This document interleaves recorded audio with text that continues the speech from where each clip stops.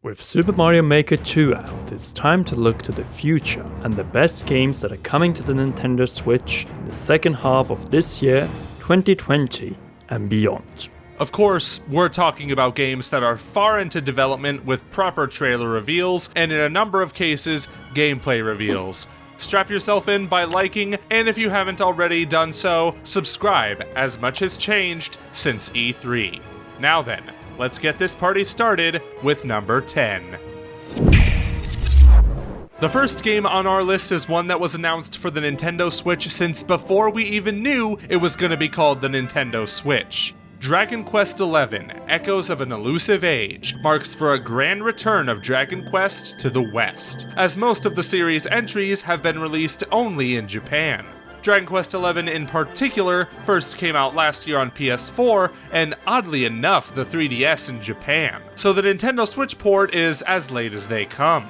Fortunately, Square Enix is rewarding Nintendo Switch owners with the definitive version of the game. And it comes packed with brand new features, and they are nothing to sneeze at. You'll get new character-specific quests, English and Japanese audio, and brace yourselves for this one, a 16-bit mode if you're in the mood for some classic Dragon Quest nostalgia.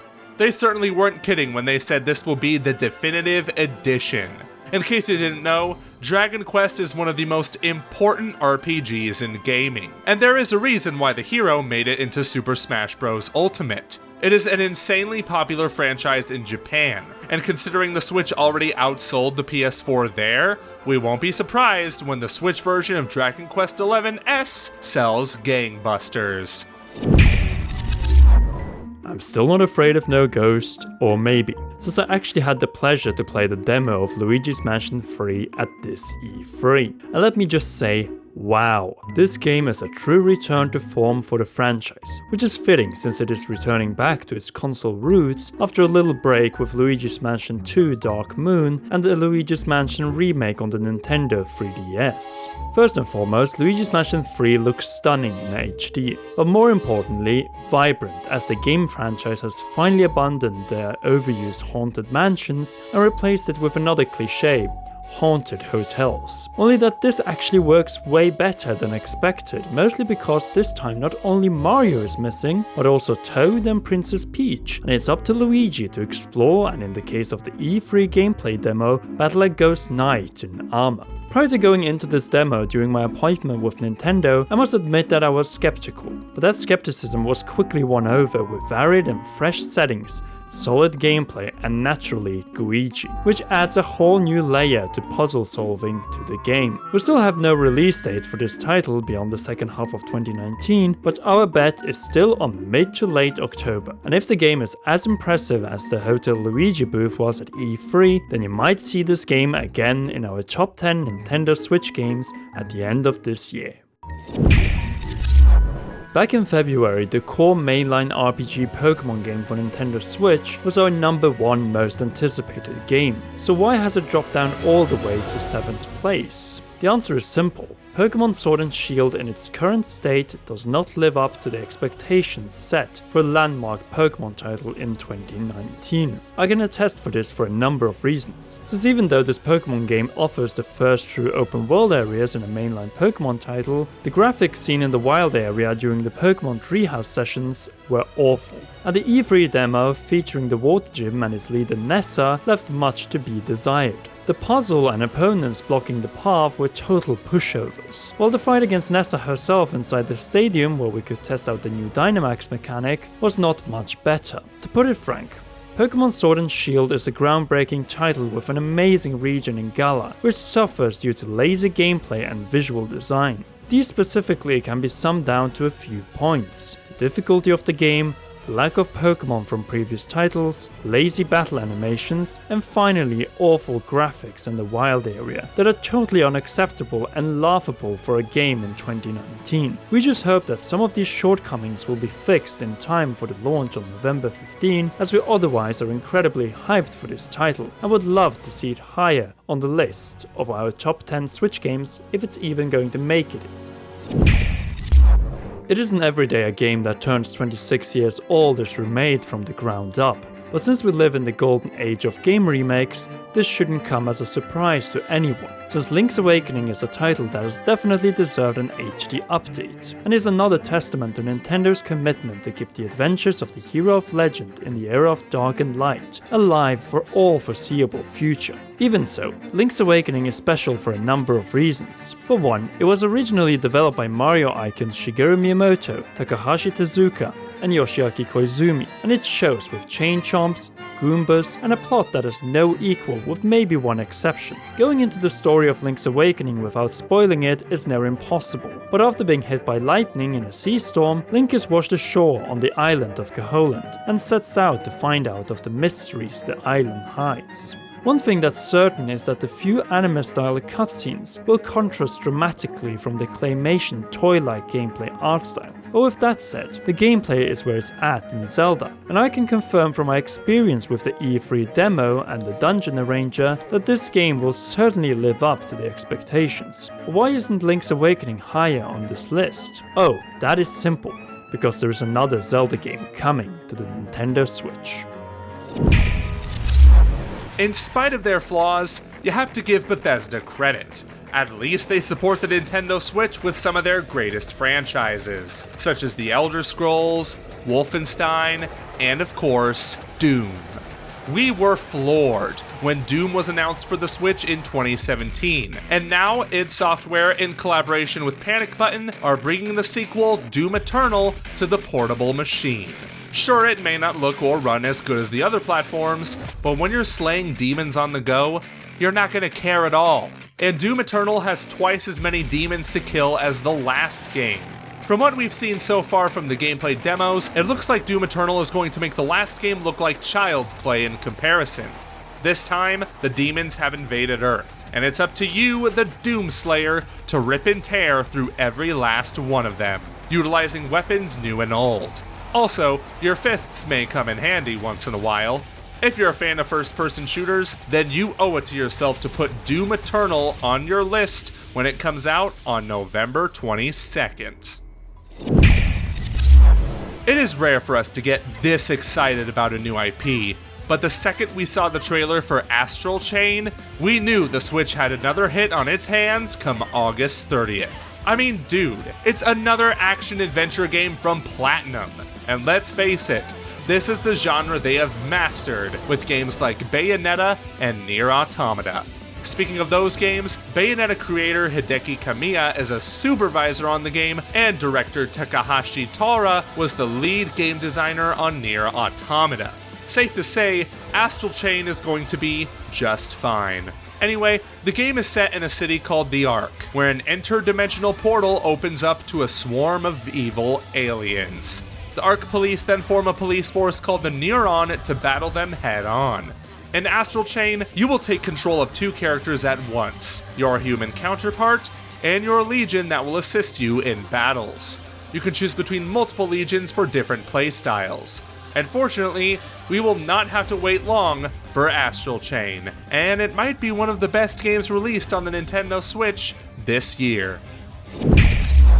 On July 26th, the long wait for Fire Emblem Three Houses will finally be over, and we will all be able to instruct and select one of the 3 houses of the Officers Academy of Fodlan. There we already have the first big selling point of the game: massive replay value, as you can play the game in 3 different ways and as a male or female protagonist. But more importantly, this is the first in line of big transitions of major mainline Nintendo handheld franchises from the 3DS to the Nintendo Switch, since by the end of March 2020, the big 3, Fire Emblem, Pokemon and Animal Crossing, would have made a big turn from handheld to console. And what a way to do it, as Fire Emblem Three Houses is a major upgrade from a visual and gameplay standpoint. For one, this game will for the first time provide the well-known Fire Emblem cutscenes and gameplay sequences all in HD and presented in a beautiful anime art style. But more importantly, it appears to be the title that aims to unite a divided fanbase with serious and deep gameplay and story akin to old school Fire Emblem, while keeping the quality waifu and anime art style that made its definitive breakthrough with Fire Emblem Awakening. All of this a very intriguing plot involving a questionable religion plus a fragile piece, and one of the most amazing original soundtracks we have heard in quite some time, make the game a must-own for all Nintendo Switch owners who love turn-based strategy dramas. This next game has been leaked by retailers for months on end, and we didn't believe it would happen until they surprised us at E3 with that reveal trailer. Witcher! Witcher! Oh, yes! Yes! What about Polska? That's right, The Witcher 3 Wild Hunt is coming to the Nintendo Switch this year. How is this even possible? The Witcher 3 is one of the most packed and robust Western RPGs ever made, with gigantic open worlds and tons of content. How on earth is developer CD Projekt Red able to cram this whole game on a single 32GB cartridge? We may not know all the details right now, but what we do know is that when this console generation ends, The Witcher 3 will be remembered as one of the greatest. When we first played it, we were floored at the sheer amount of meaningful content the game packs. The main quest is great, but the side quests are a gold standard in how to create side quests, not to mention the expansions add a full game's worth of content within them.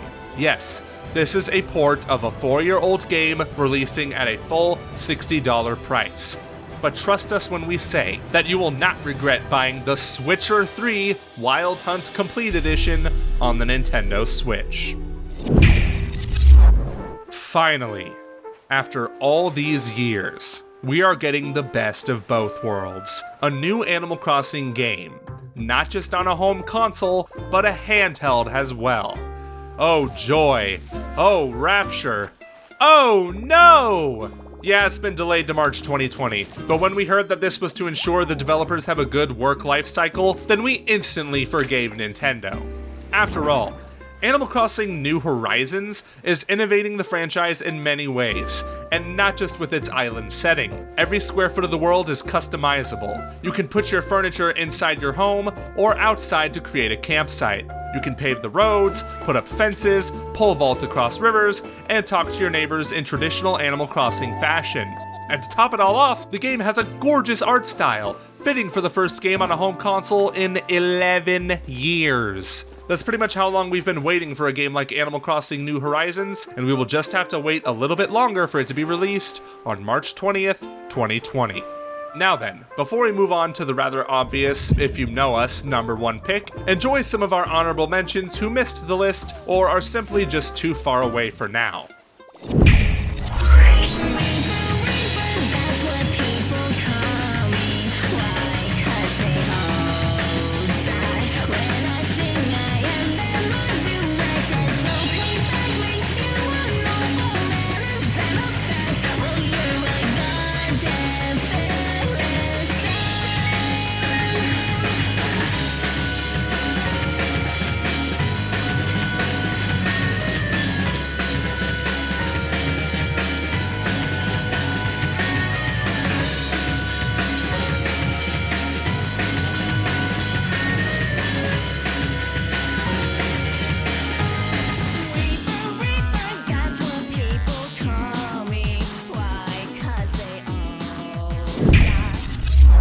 Let's end on a dark bang, since there's no doubt that the sequel to The Legend of Zelda Breath of the Wild is the most important upcoming Nintendo Switch title, and it is this for so many reasons. First and foremost, it is the direct sequel to The Legend of Zelda Breath of the Wild, the most successful Zelda game of all time, both when it comes to sales numbers and Game of the Year's awards it collected. Secondly, it is a much darker Zelda experience than the original, which series producer Eiji Aonuma has already confirmed will be darker than the by far most heart-wrenching entry in the series, Majora's Mask.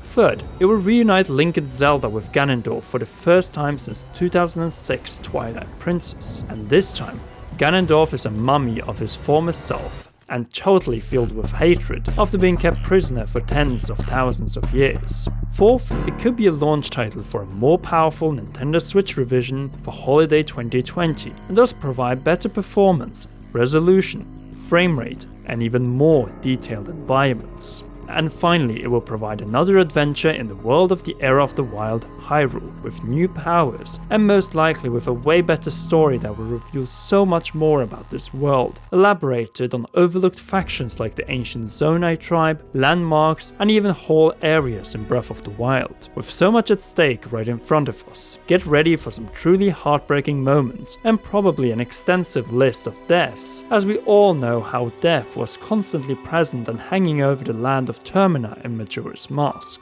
Our hype for this game is indescribable, as there is a whole ocean between it and the other entries on this list. Well, perhaps with the exception of Metroid Prime 4, which is on an island somewhere between, as soon as we finally get to see something of that game, hopefully next year, or at the latest 2021. Anyway, that's our list. Make sure to leave a like on it, and if you haven't already, make sure to subscribe and press that shiny notification bell for all notifications to not miss any of our upcoming Nintendo Switch videos. And we would also love to hear what your top 10 upcoming Nintendo Switch games are in the comments section down below. We also promise to reply to some of you, so make sure to join in on the discussion. Finally, we want to thank all of our gracious patrons, and in particular, our royal producers Kenyatta Ali and Bradley Carriage. For more details, head over to patreon.com/commonrealm. Until the next video, make sure to check out these two awesome videos.